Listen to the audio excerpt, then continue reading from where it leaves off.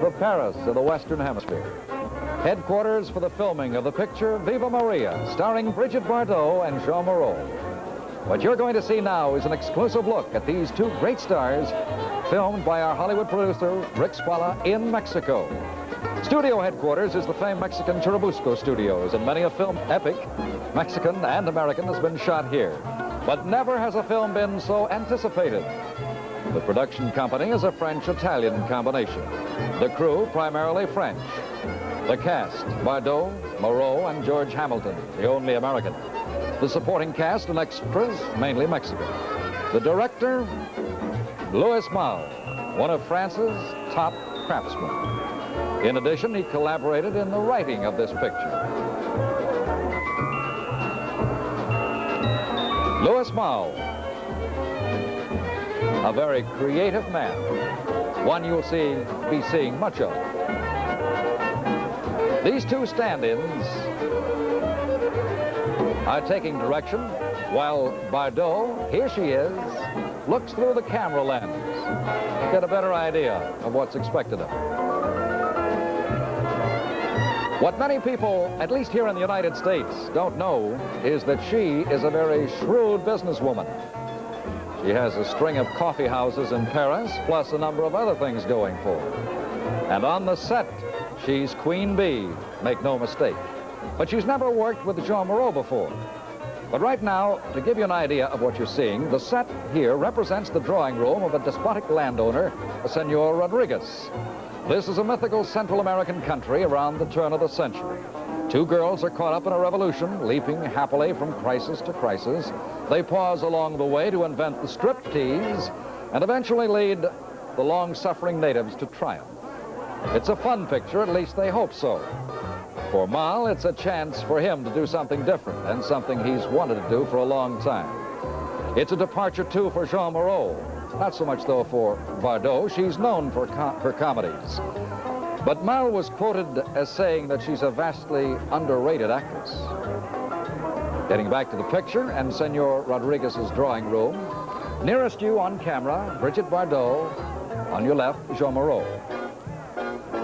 Rodriguez becomes upset with the girls, but he's the loser.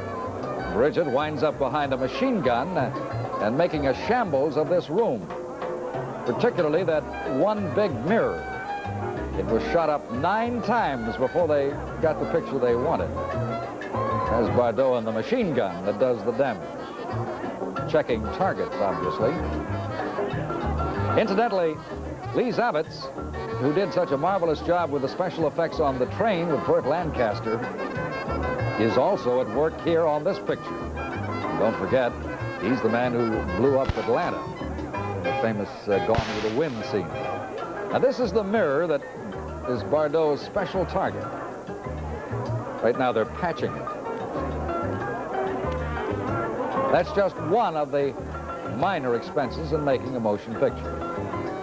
9 times that mirror had to be shot up before they got what they wanted.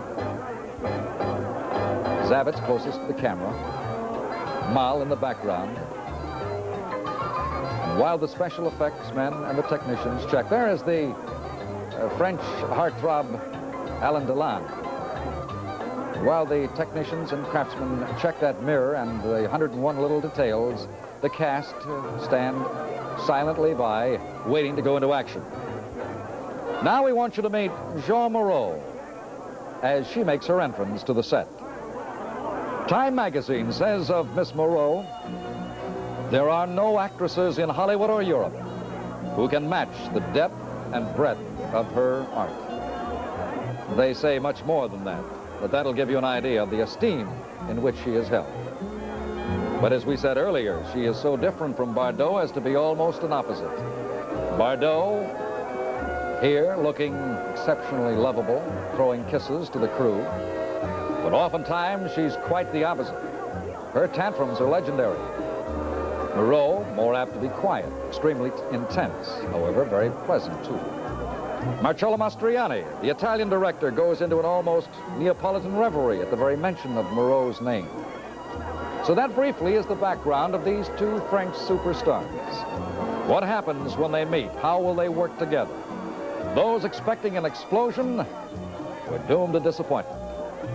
There were no fireworks, or none that we know of. Although you could feel, you could sense the competition between the two as they vied for the spotlight. But they worked beautifully together. They worked as two professionals should and do, as they are. But in the shooting of the film, there seemed more than the usual amount of bugs, which you can expect in any picture. But it wasn't the girl's fault, as you'll see. One of the problems was Brigitte's skirt. It wouldn't come off right. In the film, both girls are named Maria. Miss Moreau, who appears as an experienced singer and dancer working with a tiny troupe of traveling players, is known as Maria I. When she loses her original partner, she takes in a young girl on the lam from the local police. This is Miss Bardot, called Maria Fitzgerald O'Malley, Maria II, the daughter of a professional anarchist. Maria, too, is untrained in the arts of the stage, but she soon learns. In fact, she even invents the striptease, and the partnership becomes the toast of the little imaginary country of San Miguel. It's the striptease number that's going to cause the problem, the skirt that won't come off. This is the cantina, where much of the action happens, at least the action that we have here on film.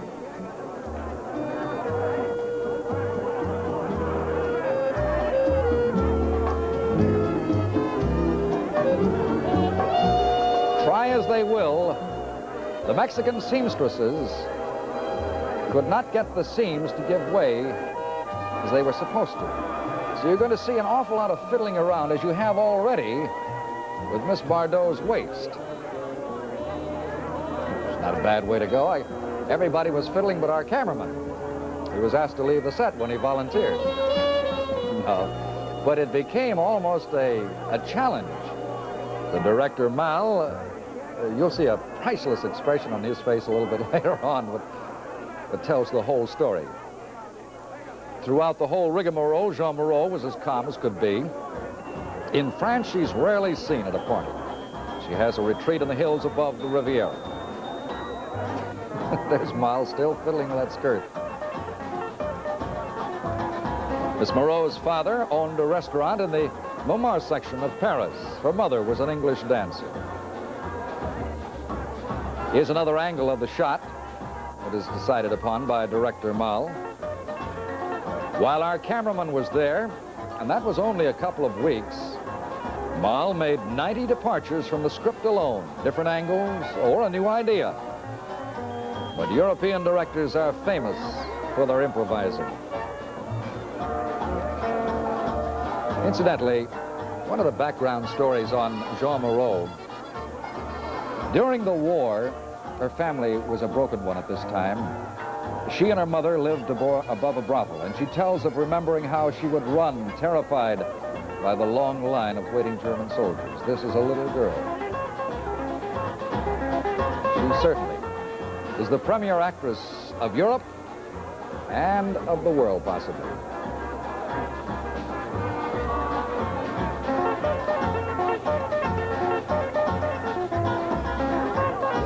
The skirt problem has still not been resolved, so they're about to do something instead. Pretty simple when you think about it. They're going to take the skirt off.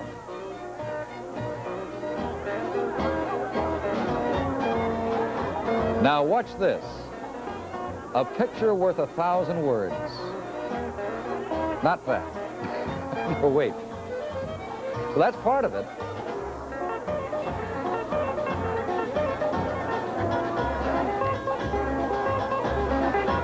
Here it is.